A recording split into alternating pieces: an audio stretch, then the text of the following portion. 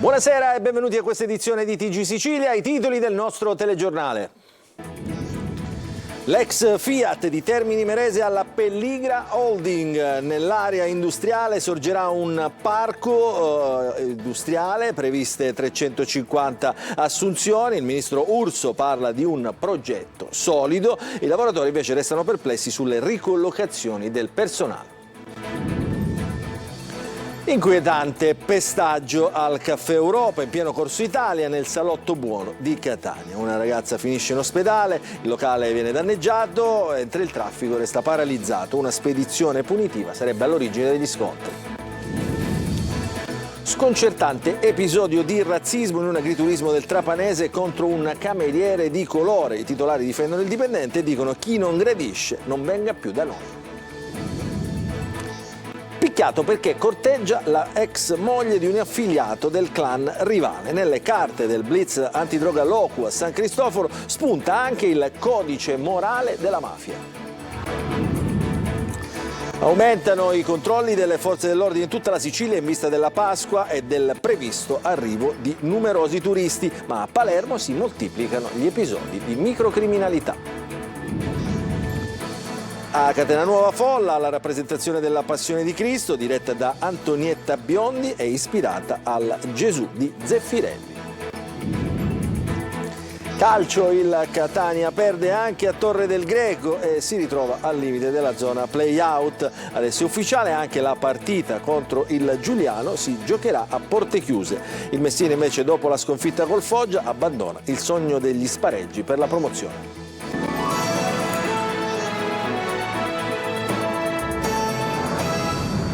Ancora ben trovati, dunque l'area della ex Fiat, oggi Bluetech di Termini Imerese, è andata al proprietario del Catania, Ross Pelligra. 300 nuove assunzioni, previsto un progetto di rilancio di tutta l'area industriale. Nascerà il più grande porto commerciale e logistico di tutta la Sicilia occidentale. Ci racconta tutto Marco Gullà. Licenziamenti, passaggi di consegne, oltre 12 anni di cassa integrazione, mai nessuna certezza, sempre in un limbo. Eppure la data di oggi potrebbe rappresentare la svolta per i lavoratori della ex Bluetech di Termini Imerese. La Pelligra Holding Italia si è aggiudicata infatti la gara di assegnazione dello stabilimento ex Fiat. In particolare i commissari hanno scelto il soggetto aggiudicatario, che è l'attuale presidente del Catania, l'australiano Ross Pelligra. Il governo nazionale, la regione e il comune di Termini Imerese, pur essendo espressione di aree politiche diverse, hanno giudicato positivamente questa proposta e lavoreranno insieme per questo polo di sviluppo di Termini Imerese. Ora seguirà la fase formale. Il piano prevede, a quanto si apprende, 350 assunzioni. Nel corso di un incontro a Roma che si è svolto al Ministero delle Imprese e del Made in Italy, il ministro Urso ha detto che si procederà a un grande progetto di rilancio di tutta l'area industriale di Termini Imerese. Insieme, porto logistico e commerciale, area industriale ex Fiat, con tutte le attività produttive, e l'interporto a fianco rappresentino davvero un nuovo, significativo modello di sviluppo per Termini Imerese e per la Sicilia, io credo per l'Italia meridionale. Un grande progetto con Pelligra che assumerebbe 350 dipendenti con garanzia di impiego per almeno i prossimi 2 anni. Adesso c'è da mettere a terra la questione che riguarda i lavoratori e le garanzie occupazionali. Oggi si compie un altro passo avanti per la riconversione dello stabilimento, ha detto invece il presidente della regione Renato Schifani, un rilancio atteso ormai da troppi anni e che richiede azioni concrete e tempestive. Non sono però del tutto soddisfatti i lavoratori dell'ex Bluetech, bisogna ancora approfondire tutti i temi della ricollocazione, dice Roberto Mastro Simone della FIOM, non abbiamo avuto nessuna garanzia in merito. E adesso a Catania, aggressioni tra i tavolini di un bar nel salotto buono della città in Corso Italia, ferita una donna di passaggio e la zuffa che ha coinvolto anche i clienti del locale stesso. Tonino De Mano.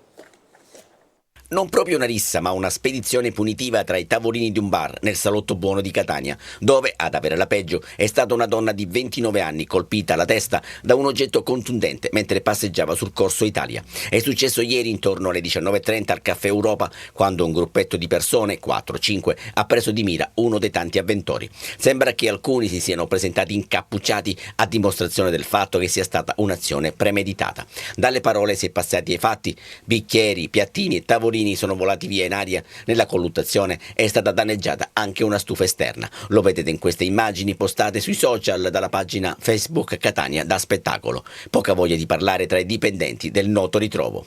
Siamo nelle mani di nessuno. I ragazzi oggi sono probabilmente allo sbaraglio, però abbiamo avuto più paura più per i clienti che per altro, quindi c'erano bambini, c'erano le famiglie, quindi niente, solo questo. Scattato l'allarme sul posto, sono piombati gli agenti del commissariato centro, il cui arrivo, a sirene spiegate, ha scatenato un fuggi generale. Al vaglio ci sono alcuni filmati interni ed esterni del locale, la cui visione potrebbe fornire utili elementi agli investigatori. Sulla vicenda, al momento, non è stata sporta alcuna denuncia, neanche quella della vittima, circostanza che rende difficoltoso il lavoro delle forze dell'ordine. Episodio di razzismo in provincia di Trapani, dove alcuni clienti non hanno voluto essere serviti al tavolo da un cameriere di colore. Il titolare dice: è uno di famiglia. Allora, se è così, non venite più da noi. Ci racconta tutto Lorena Dolci. È arrivato un tavolo, si sono accomodati, il mio collaboratore Anza ha portato i menu al tavolo e i signori dopo un attimo si sono alzati, sono andati in reception e hanno chiesto di non essere serviti dal ragazzo di colore. Il ragazzo di colore si chiama Hamza, è arrivato dal Camerun su un barcone partito dalla Libia e da 3 anni fa parte del team dell'agriturismo, dove mai si era verificata una richiesta del genere. Il titolare, nell'immediato, e sabato sera il locale affollato di famiglie, non reagisce, ma l'indomani non riesce a tenere dentro l'indignazione e fa un post. Allora l'ho preso, ho detto vieni qua, ho chiamato mia moglie e il caposala, abbiamo fatto la foto che insomma è girata tantissimo, ho detto la posso pubblicare, giusto, dico, voglio dire a tutti che tu sei uno di famiglia. Il post è seguito da una pioggia di messaggi di solidarietà e affetto nei confronti del ragazzo di colore, un grande abbraccio per Hamza. Ed è questa la cosa importante, non 4 persone che poverini hanno bisogno di aiuto loro, tanto, ma che il territorio è di un'altra pasta, che il territorio accoglie con semplicità, senza differenza. E questo è quello che manda a dire ai clienti, 2 coppie di Trapani. Non venite più da me se avete queste idee, perché non sareste trattati allo stesso modo e sareste serviti da quello che vi deve servire. Corteggia la ex moglie di un mafioso di un clan avversario a Catania e finisce picchiato dal genitore. È successo davanti ai testimoni. Tutto questo è contenuto nelle carte dell'operazione Locu. L'operazione antidroga è stata effettuata nei giorni scorsi dalle forze dell'ordine proprio a Catania. Roberta Lunghi. Non desiderare la donna d'altri, specie se ex moglie di un mafioso, e se a tentare un approccio è l'uomo di un clan rivale, perché quella donna è intoccabile. Sul terreno del possesso amoroso la mafia si appella dunque a morale, lealtà, fedeltà. Dalle carte dell'operazione della polizia di Catania Locu, che ha smantellato l'attività di spaccio nel quartiere San Cristoforo, gestito dal clan Cappello Bonaccorsi, tra i movimenti di pusher e vedette, di uomini armati e di elevato spessore criminale, spunta il tentativo di importunare la moglie appena separata di un soggetto considerato affiliato al clan Santa Paola da parte di un affiliato ai Cappello Bonaccorsi. Una tresca 2.0 tentata attraverso i social con messaggi mandati alla donna da un falso profilo. Una tentazione però scoperta dall'ex consorte in possesso delle credenziali di accesso a Facebook dell'ex moglie. Ed è qui che si agita il sentimento di punire tale arditissimo gesto. Parte un corteo di motorini di Santa Paoliani con in testa Enzo Timonieri, timonieri. Accerchiano l'abitazione di Gaetano Venuto, detto Tano Mafia, arrestato nell'operazione della polizia, investendolo del problema perché sia lui a risolvere la delicata questione. Il codice d'onore è un fatto condiviso tra i clan, per cui Tano Mafia si impegna affinché l'umiliazione dell'uomo che ha osato importunare quella donna avvenga in modo plateale. E così accade proprio nell'appartamento di Tano Mafia, al cospetto di timonieri, del boss offeso e di alcuni ragazzi. Tutti assistono alle botte nei confronti di quell'uomo che non doveva importunare quella donna. A colpirlo con convinzione suo padre, considerato un personaggio rispettato all'interno del clan. Ed è così che la faccenda si chiude. Filippo Mosca, veniamo alla vicenda del ragazzo nisseno che è stato arrestato in Romania e resterà chiuso nel carcere di Portalba a Costanza. Il giovane 29enne è recluso ormai da 10 mesi dopo una condanna in primo grado a 8 anni e 3 mesi per traffico internazionale di stupefacenti. I giudici romeni hanno confermato dunque le misure cautelari. Adesso veniamo alla settimana che ci porterà alla Pasqua, che comincia proprio oggi. Vacanze serene è l'obiettivo dei carabinieri a Catania, con un rafforzamento dei controlli sul territorio. Però a Palermo i residenti dei quartieri popolari sono sfiduciati, pensano di rivolgersi alla sicurezza privata dopo i numerosi e continui furti e atti vandalici per pochi spiccioli nella zona. Il servizio. Cartoline da Palermo, con finestrini delle auto frantumati, i cocci disseminati tra abitacolo e strada, segnali di un furto consumato. L'ultimo scatto in via Fiume, dove è stata colpita una Jeep, somiglia ai tanti atti vandalici che si consumano a Palermo, con l'intento di racimolare spiccioli o riciclare oggetti trovati all'interno. Spesso a compierli sono tanti tossicodipendenti della zona di Ballarò per pagarsi le dosi di crack. I residenti sfiduciati stanno pensando di affidarsi alla sicurezza privata, mettendo mano al portafogli per colmare l'assenza dell'aumento della prevenzione da parte delle forze dell'ordine. Mentre a Palermo matura l'idea di una sicurezza privata, a Catania e provincia ha preso il via un piano straordinario di controllo. L'operazione Pasqua e Pasquetta Sereni, disposto dal Comando Provinciale dei Carabinieri, ha l'obiettivo di aumentare i livelli di sicurezza durante le vacanze pasquali a cittadini e turisti. Il piano, che coinvolge circa 900 militari distribuiti sul territorio, ha già consentito di identificare oltre 200 persone. L'intensificazione del servizio riguarda snodi viari nelle zone di accesso alle località ai piedi dell'Etna e marittime, pattuglie anche sulla strada regionale Mare Neve verso la zona di Piano Provenzana. Ma la sicurezza nel periodo festivo deve riguardare anche i viaggiatori, aiutarli a prenotare online in sicurezza è l'obiettivo di Booking.com e Polizia di Stato tramite la Polizia Postale, attraverso suggerimenti e raccomandazioni. Tra le 5 regole bisogna mantenere private le informazioni personali, raddoppiare la sicurezza con autenticazione del pagamento a 2 fattori, non fidarsi di richieste di pagamenti fuori dai termini e poi controllare e ricontrollare. Dietro un prezzo troppo conveniente potrebbe celarsi l'inganno. E adesso ci spostiamo nell'Agrigentino, esattamente a Licata, perché Licata è ancora senza acqua. Pensate, la popolazione è allo stremo perché i turni di distribuzione sono davvero diventati ormai insostenibili. Danni anche per l'agricoltura e i cittadini sono scesi in piazza per chiedere la realizzazione di un dissalatore. Davide Sardo. La partecipazione popolare è stata massiccia. Licata ha risposto con determinazione all'appello alla marcia di protesta a fronte dell'emergenza siccità e conseguente crisi idrica.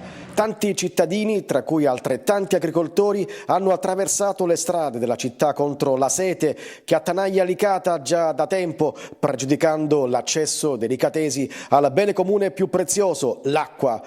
A organizzare e coordinare la manifestazione è stato il movimento Acqua Licata, che invoca l'installazione di un dissalatore al fine di utilizzare il bacino naturale più capiente del pianeta, ovvero il mare, a fini irrigui, zootecnici e potabili. Poste concrete, non chiacchiere, noi non ne vogliamo il dissalatore acqua per lavorare nelle campagne, perché Licata non l'ha avuto mai un'acqua da nessuna le parti. Presenti alla manifestazione anche i sindaci di Licata e Palma di Montechiaro, rispettivamente Angelo Balsamo e Stefano Castellino, ed il deputato regionale già sindaco di Licata Angelo Cambiano. A Messina i vertici dell'Associazione Magistrati hanno incontrato gli studenti delle scuole superiori. Tra i temi affrontati la separazione delle carriere e i test psicoattitudinali per l'ingresso a magistratura. Francesco Triolo.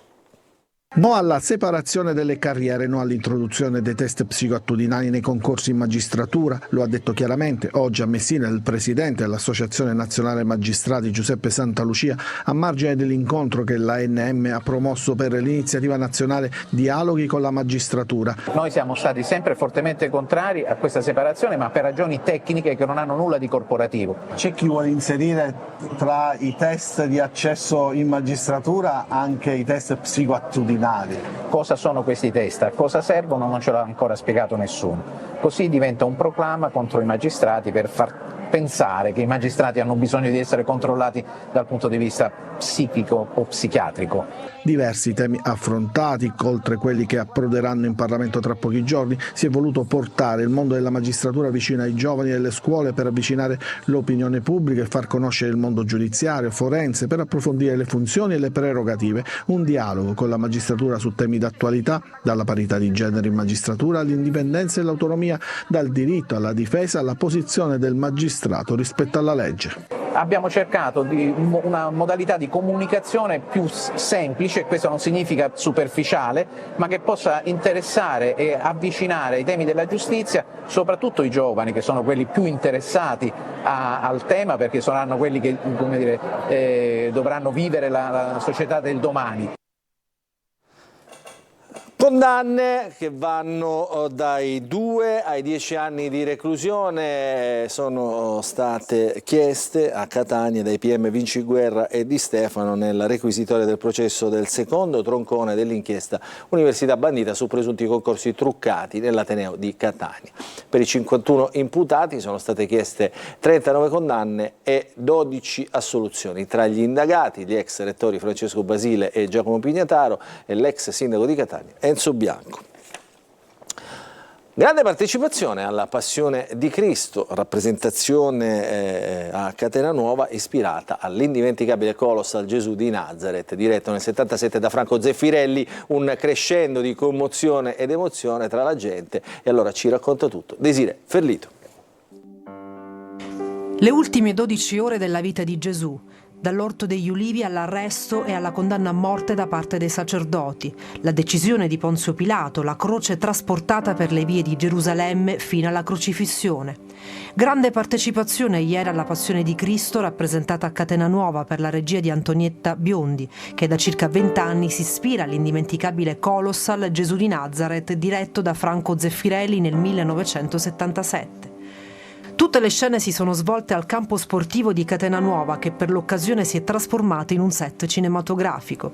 Ogni scena rappresentata è stata accompagnata da canti e da musica dal vivo. Particolarmente intenso il tradimento di Giuda, in cui è mimata la disperazione dell'Apostolo con un canto a tema.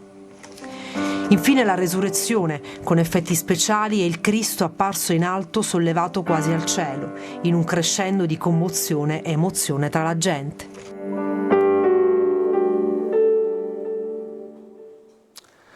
Adesso cambiamo decisamente argomento, parliamo di uno sport del quale è scoppiata una nuova mania, si chiama Pickleball. Tantissimi circoli si stanno attrezzando per far giocare gli appassionati a questa nuova disciplina. È divertente, veloce, insomma un po' simile al paddle. Ci spiega tutto in questo servizio Marco Gulla. Il pickleball può creare dipendenza. Proprio vero, ne sanno qualcosa i siciliani che da qualche mese hanno scoperto questa nuova disciplina sportiva figlia del tennis. Qui siamo a Palermo, un impianto attrezzato proprio per il pickleball, un'oasi per molti appassionati. Abbiamo veramente dei numeri interessanti, speriamo che tanti colleghi degli altri circoli possano anche investire in questa disciplina così da alimentare il movimento, però la federazione adesso ha dato degli input importanti e proprio ci dà speranze che possa crescere anche in breve tempo. Facile da imparare, estremamente divertente, ritmo veloce, scambi potenzialmente lunghi. A Palermo tanti circoli si stanno già attrezzando per le numerose richieste che arrivano. Insomma, è scoppiata la pickleball mania. È uno sport che in America ha un successo strepitoso, ma anche in Italia sta riscuotendo un ottimo successo. In Sicilia devo dire che già siamo partiti l'anno scorso con un circuito regionale che ha riscosso molto successo. Quest'anno abbiamo intenzione di organizzarne un altro con più tappe, perché nel frattempo molti circoli hanno realizzato campi di pickleball. E se non siete dei campioni di tennis, non vi preoccupate. A pickleball può giocare chiunque, anche chi non ha mai tenuto in mano una racchetta. E adesso ci fermiamo, una piccola pausa, poi il calcio.